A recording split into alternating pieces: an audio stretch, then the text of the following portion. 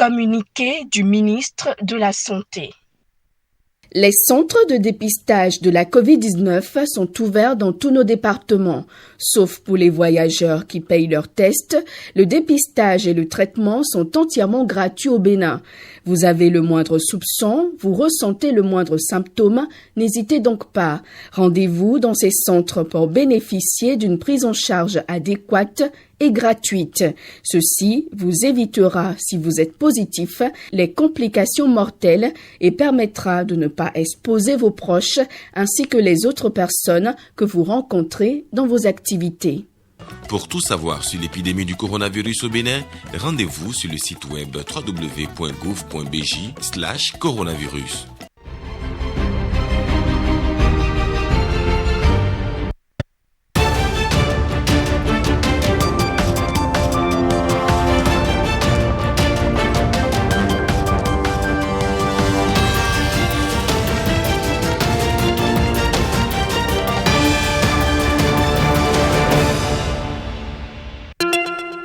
Béninoises, Béninois, la COVID-19 tue lorsque les cas positifs ne sont pas diagnostiqués à temps. Pour éviter d'en être victime, le dépistage précoce est la solution. Il est indispensable d'aller en consultation dès l'apparition du moindre symptôme. Pour rappel, les signes courants qui font penser à la COVID-19 peuvent être la fièvre, la perte du goût ou de l'odorat, l'éternuement, l'écoulement nasal, la toux, l'irritation de la gorge, les difficultés respiratoires, etc. Dès l'apparition de l'un quelconque de ces signes ou de plusieurs à la fois, rendez-vous immédiatement dans l'un des centres de dépistage ouverts sur toute l'étendue du territoire national ou dans un centre de santé ou appelez le numéro vert 136. Pour tout savoir sur l'épidémie du coronavirus au Bénin, rendez-vous sur le site web www.gouv.bj/coronavirus. Ceci est un message du gouvernement de la République du Bénin. Bonjour à tous. Dans l'actualité ce 13 présidentiel du 21 avril au Bénin, la conquête des électeurs se poursuit. Le duo Talata-Talon est reçu à Parakou, Koroé et à Gossa, négocie également à la cité des Kobrou. Djemba et Honkwe anticipent à Cotonou à suivre l'ambiance de ces opérations de charme.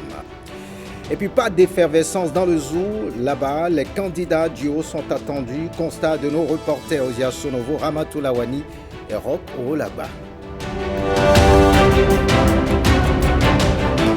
Le Bénin qui franchit enfin le pas de la vaccination contre la COVID-19. L'opération a démarré ce matin au Palais des Congrès. Le ministre de la Santé a donné l'exemple en prenant sa dose de vaccin AstraZeneca. Vous l'entendrez.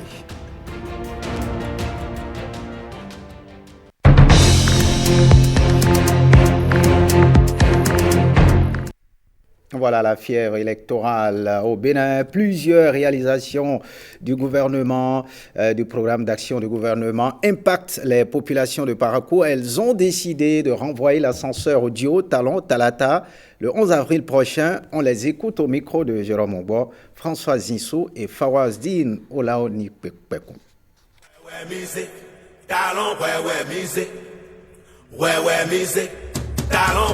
Depuis l'année 1960, nous n'avons pas eu un président de tel que Patrice Talon.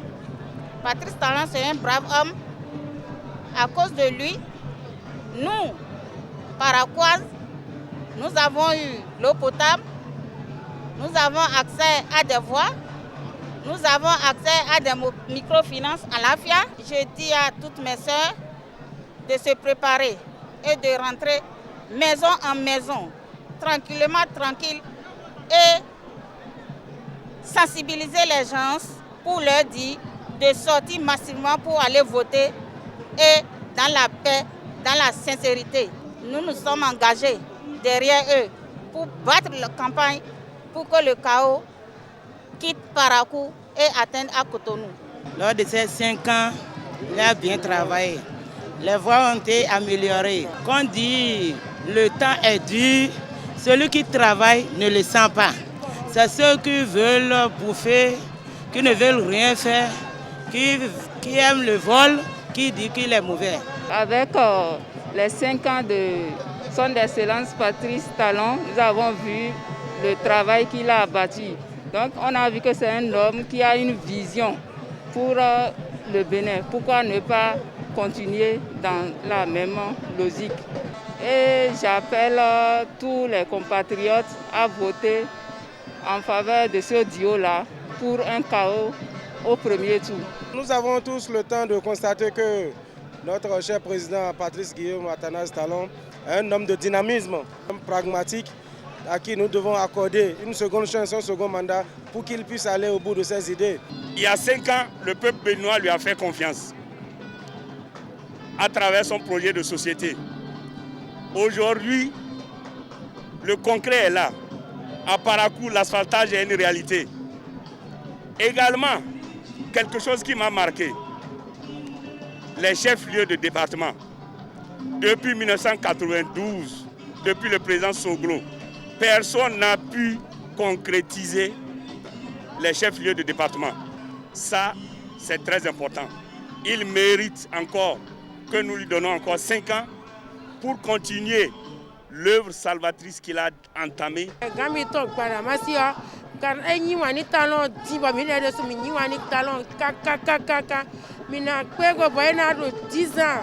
On ne voit plus encore des grèves par-ci, par-là.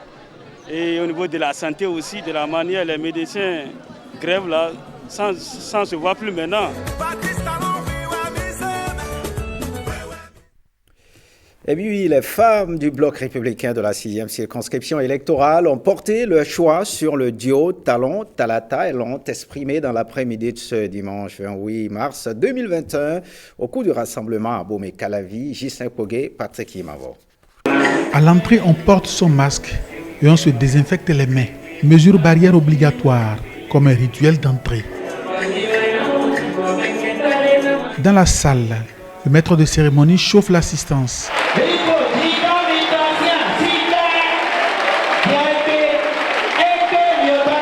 À l'arrivée des responsables de l'organisation des femmes républicaines, l'ambiance monte en intensité. À la tribune, les intervenants font la liste des réalisations et réformes opérées par Patrice Talon au cours de son mandat finissant. Le microcrédit à la FIA, le projet H, l'appui aux coopératives de femmes, la modernisation de la gestion des déchets ménagers, l'assainissement et l'asphaltage des voies dans la commune d'Abomey-Calavi en particulier. Par ma voix, toutes les femmes de la 6e circonscription électorale disent merci au président Talon. Et on arrive à la consigne de vote. Est-ce que vous êtes fiers d'être du bloc républicain et de vous engager derrière le président Patrice Talon? Vous devez aller dire à ceux qui ne veulent pas encore croire que c'est Talon la solution. Consigne appuyée par la présidente de l'organisation des femmes républicaines. Et je veux compter sur vous pour sortir massivement le 11 avril pour faire le choix de l'eau, le choix de l'énergie, le choix de nouvelles opportunités pour les femmes et pour les jeunes. C'est ce choix que nous allons faire le 11 avril. Je veux compter sur vous pour que le chaos soit clair et retentissant au soir du 11 avril. Une large victoire au profit du duo Talon-Talata. C'est la volonté des femmes du bloc républicain qui ont saisi l'occasion de ce rassemblement pour célébrer à leur façon la journée internationale des droits des femmes. Et puis la dynamique restaurée, la confiance est également en pleine campagne électorale. Le duo Koroé-Agossa est allé échanger avec les populations de Parakou. C'était ce samedi à la salle d'alphabétisation du Borgou, Vitis Aoré et Giscard Provi. Le duo Corentin-Koroé-Irénée Agossa face à un auditoire constitué en grande partie d'étudiants réunis à la salle d'alphabétisation du Borgou à Parakou. C'est ici que la dynamique Restaurer la confiance lance officiellement sa campagne électorale. Nous sommes certains de ce que votre candidature et par ricochet votre élection changera beaucoup de choses. Oui, l'heure a sonné pour que les choses changent. Oui, l'heure a sonné pour que vous alliez au palais pour réaménager les choses afin que le Bénin puisse recouvrer ses lettres de noblesse. Nous sommes convaincus qu'une fois élus, nos universités vont rayonner à nouveau, nos secours et bourses viendront à temps Nous n'allons plus nous asseoir sur des briques pour suivre les cours. Dans son projet de société, Restaurer la confiance accorde une place de choix à la jeunesse. Mon colistier et moi, nous avons dit, nous allons faire un mandat de transition et remettre le pouvoir à la jeunesse. Je vous demande de nous faire confiance. La jeunesse, joignez-vous aux femmes. Venez avec nous, faites confiance en votre pays. Parce que sans confiance, je le répète, rien ne peut se construire de bon. Nous allons créer partout ce que nous appelons les pépinières d'entreprise.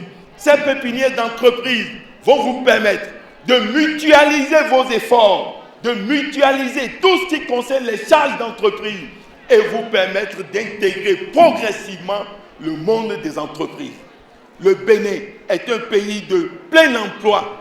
Nous allons ouvrir et permettre à ce que le Nigeria s'ouvre à nous, car nous allons créer la confiance qui va exister entre le Bénin et les pays de la sous-région. La coordination départementale de la dynamique Restaurer la confiance et la section communale de Parakou entendent œuvrer pour la victoire du duo Kowe-Agossa. Nous invitons toute la population du Borgou à porter leur choix sur ce duo qui figure en première position sur les bulletins afin qu'ensemble nous puissions les porter à la magistrature. Une visite au roi de Parakou, Sa Majesté Akpaki Gobinyense, a également marqué le lancement officiel de la campagne du duo Corentin Kowe-Irénée Agossa. Présidentiel, le duo Kowe-Agossa poursuit sa battue dans le Nord et pendant ce temps, son état-major du zoo peaufine le dispositif de ratissage de voies aux Yassounovo, Ramatoulawani et Rokolo là-bas. Au petit quartier général improvisé du duo Kowe-Agossa dans le zoo, le coordonnateur remobilise. Les chefs de campagne des communes de son ressort reçoivent consignes et équipements de campagne. Monsieur le coordonnateur, oui. C'est pour afficher ça. Dans la commune de Boïcon, je veux que vous rentrez dans tous les hameaux, jusqu'aux maisons, la maison familiale partout. C'est notre agenda. On est en train de faire un travail de fourmi à la base. Je sais qu'on a déjà fait un travail sans même l'affichage, on a déjà fait un travail. C'est juste pour montrer aux gens que, bon, c'est ce qu'on s'est dit, Malgré les moyens de fortune, un modeste garage comme lieu de ralliement, un petit entrepôt pour les kits de campagne, les compagnons du duo Kowe-Agossa du zoo promettent la surprise, forts de leur foi et un travail de fourmi. Vous constatez récemment en 2016, celui qui a la rupture là ne peut imaginer qui sera là. C'est une surprise aussi, donc c'est comme ça, nous aussi on veut faire une surprise, ça là c'est clair. Rendez-vous au 11 avril pour le fin mot de l'histoire d'une potentielle surprise électorale nommée Kowe-Agossa. Et puis l'alternance au pouvoir, c'est le mot d'ordre du duo FCBE. Le challenger au poste du président de la République invite la population béninoise à tourner dos à la rupture. Il entend mettre un accent particulier sur le social. On écoute le candidat Alassane Soumanou Diemba du parti FCBE.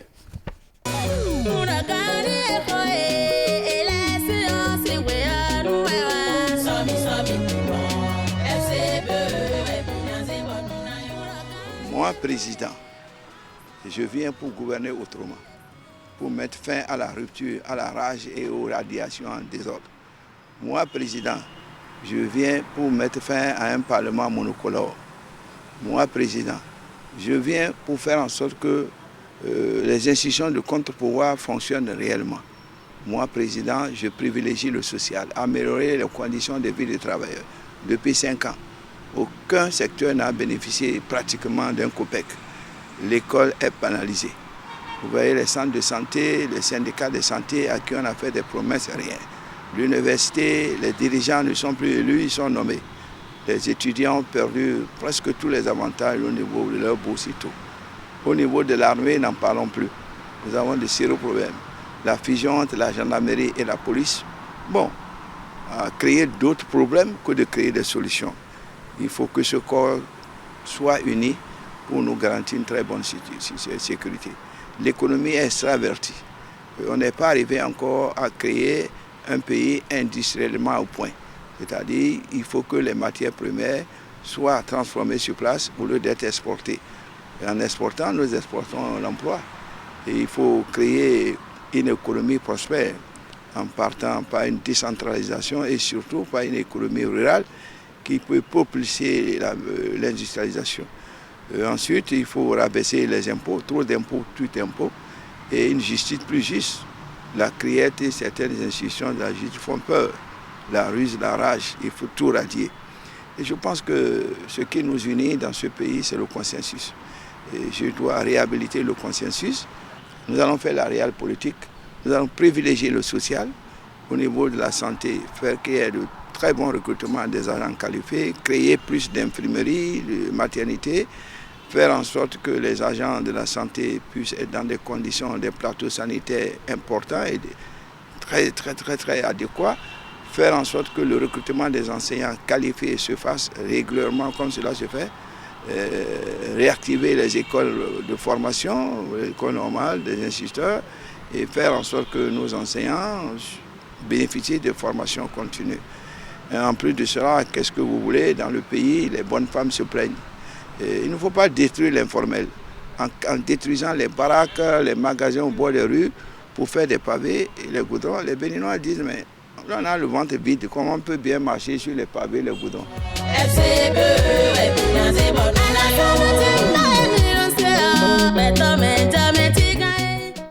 On reste avec les FCBE, deuxième grand meeting du duo FCBE à Cotonou. Les militants Cori venus du littoral et des autres communes du département de l'Atlantique ont pris d'assaut le hall des arts de Cotonou pour dire oui à l'alternance au sommet de l'État. William Tchoki, Michel Egbe et Patrice Fournier. Des vivats bien nourris pour accueillir le duo candidat de la FCBE, Force Corée.Bénin émergent. Le hall des arts de Cotonou a fait son plein et brille aux couleurs du duo candidat. Deuxième grand meeting d'Alassane Soumanou Diemba et de Paul Humpé, rythmé au slogan et aux cris de joie des militants Cori. Ils sont venus des 13 arrondissements de Cotonou et d'autres communes du département de l'Atlantique. Un soutien de taille pour dire oui à l'alternance au sommet de l'État. Les militants des départements du littoral et de l'Atlantique me chargent de vous dire qu'au soir du 11 avril 2021, ça va être l'apothéose. Les enseignants réunis au sein du mouvement républicain, des enseignants pour la démocratie et le développement, MORED, sont unis derrière le duo gagnant Diemba-Humpé. Nous avons tenu dur malgré les injures. Nous sommes la vraie opposition. Avec nous, l'alternance est bien possible, lance Paul Humpé, le vice-président du duo FCBE. Béninoises, Béninois, nous voulons le développement, nous voulons des routes, nous voulons des réformes. Mais chaque fois qu'il est nécessaire d'apporter des réformes, nous voulons simplement qu'on accorde un peu de considération à ceux qui sont susceptibles d'être touchés.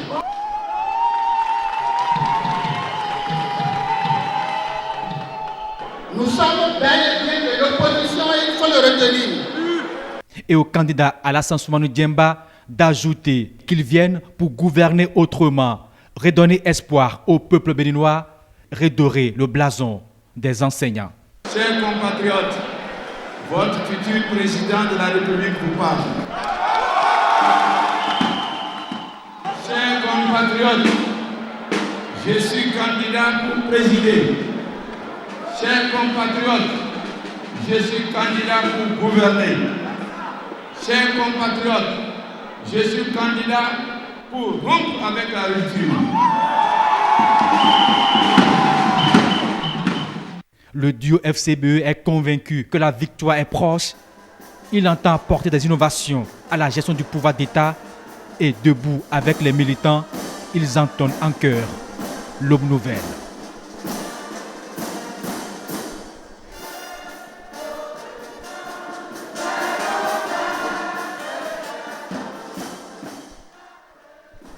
Voilà l'ambiance de la campagne présidentielle au Bénin. Une campagne présidentielle qui est marquée par des meetings effervescents autour des duos dans les communes qu'il parcourt, mais fades dans les contrées non encore foulées. C'est le cas dans le Zou, constat figé sur la caméra par l'équipe d'Oziasu Nouveau Ramatou Lawani et Roch Olawa. Au carrefour Goho, place emblématique de la cité royale, le temps de la campagne présidentielle est celui des jours ordinaires, comme partout dans le Zou, à quelques affiches éparses près des 3 duos. Jusqu'aujourd'hui, il n'y a pas eu d'effervescence. Ah bon, mais aucune effervescence. Pas de caravane, pas de meeting, à part les affiches que vous voyez. D'Abomey à Boïkan, les pauses d'affiches se poursuivent.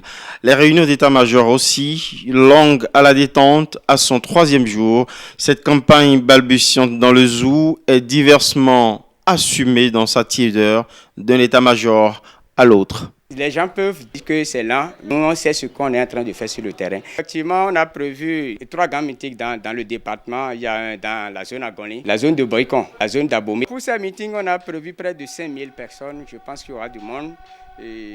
C'est un travail. Je l'ai toujours dit. Qu'on ne peut pas maintenant croire à nous, mais le jour, le 11 avril, tout le monde va constater que la rupture n'a plus d'actualité au Bénin. La campagne est un peu lente au démarrage. Vous savez, la mobilisation des électeurs commence toujours vers le milieu de la campagne. Donc nous continuons par faire une bonne planification avant d'entamer l'opérationnel sur le terrain.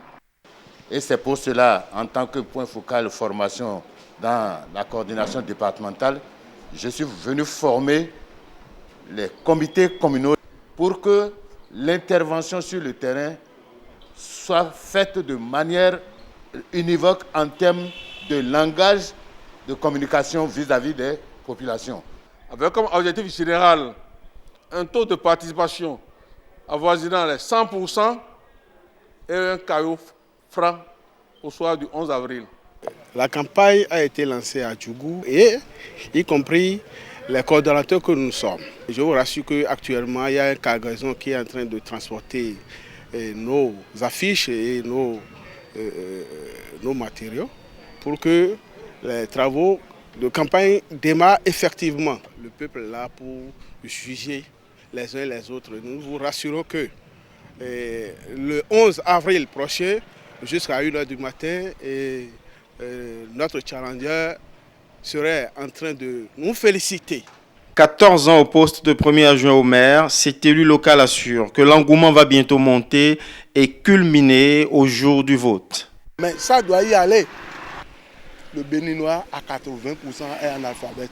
La meilleure manière, c'est de s'impliquer nous-mêmes et de leur parler sérieusement.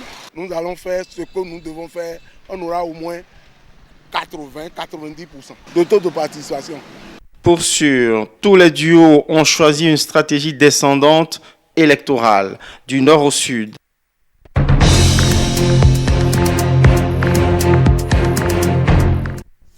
Autre actualité dans ce 13h, le Bénin a pris le temps, mais franchit enfin le pas de la vaccination contre la Covid-19. L'opération a démarré ce matin au Palais des Congrès en présence des partenaires. Le ministre de la Santé a donné l'exemple en recevant sa dose de vaccin AstraZeneca. En attendant de revenir sur la cérémonie de lancement officielle, nous vous proposons un extrait du ministre Benjamin Humpati après la prise de sa dose de vaccin. Regardez. Volontaire numéro 1. Bonjour monsieur le ministre. Bienvenue à notre poste de vaccination. On va vous prendre la température.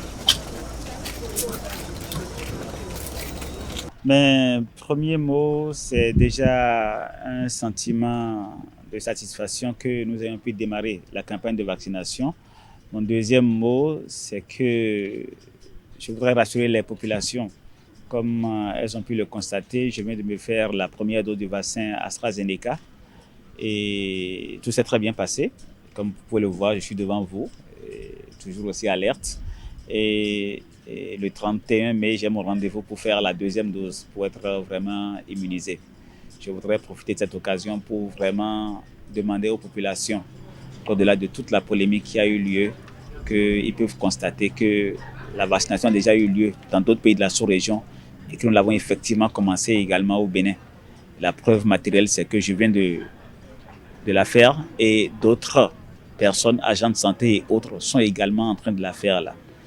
Je voudrais inviter tous les agents de santé, toutes les personnes qui sont porteuses de comorbidités, hypertension artérielle, diabète, asthme, drépanocytose, maladies cardiaques et autres, qui peuvent les rendre très fragiles face à la COVID-19.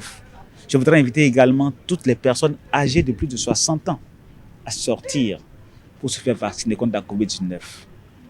C'est un des éléments majeurs pour nous permettre d'avoir raison de cette pandémie. Et je voudrais également rappeler que la vaccination n'empêche pas, comme vous avez pu le constater, malgré que j'ai gardé mon masque, la vaccination n'empêche pas le respect strict des mesures barrières pour que nous puissions avoir le temps et le recul nécessaire pour apprécier comment nous allons fonctionner dans les mois à venir. Merci. Je me sens très bien. À part, j'ai une petite piqûre de moustique comme pour toutes les ingestions. Dans les secondes qui ont suivi, je n'ai rien senti de particulier et j'ai pu me reposer pendant 15 minutes là maintenant et je me sens très bien. Voilà le ministre de la Santé qui s'exprimait après la prise de sa dose. Autre information dans ce 13h pour le développement du secteur énergétique au Bénin. Plusieurs projets ont vu le jour. Entre autres, il y a le projet de renforcement des capacités des acteurs du secteur de l'énergie au Bénin. Grâce à ce programme, des porteurs de projets ont reçu des chèques, du matériel informatique et aussi ont été aussi remis. Le reportage de Blaise Adampo et Louis Koudobo. Ils sont 15 porteurs de projets qui reçoivent ici des chèques d'une valeur de 24 millions de francs CFA. Leur programme s'inscrit dans le cadre du développement des énergies renouvelables. La cérémonie de ce jour est la fin d'un long processus qui a démarré par une sélection.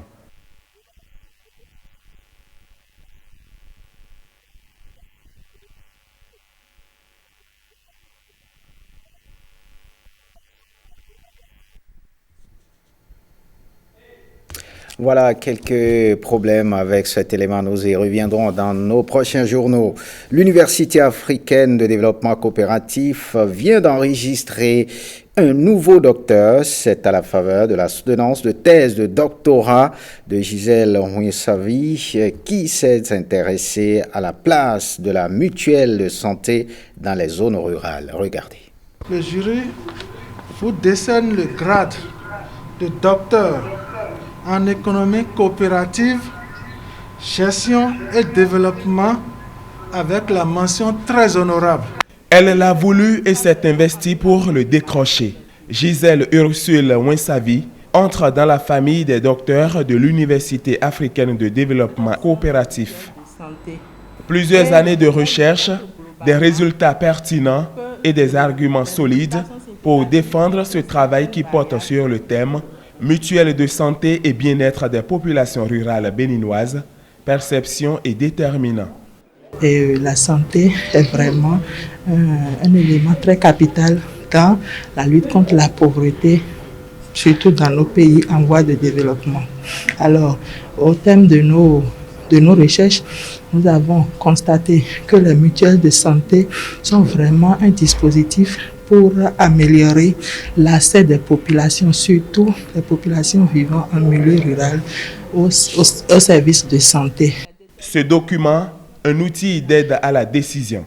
Dr Ouinsavi et le directeur de thèse sont davantage convaincus quand ils font le lien avec l'Arche, ce projet du gouvernement.